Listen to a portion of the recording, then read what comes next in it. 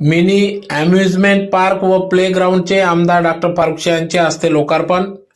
याबाबत वृत्त असे की धुळे मनपा क्षेत्रात सोयी सुविधांच्या विकास योजनेअंतर्गत सर्वे नंबर 436 येथे प्लेग्राऊंड व मिनी अम्युजमेंट पार्क या 4 कोटी रुपये कामाचा लोकार्पण आमदार डॉक्टर फारुख शाह यांच्या हस्ते करण्यात आला। आमदार डॉक्टर फारुख शाह यांच्या हस्ते प्रथमच धुळे शहरात अम्युजमेंट पार्कसाठी निधी उपलब्ध करून देण्यात आला आहे।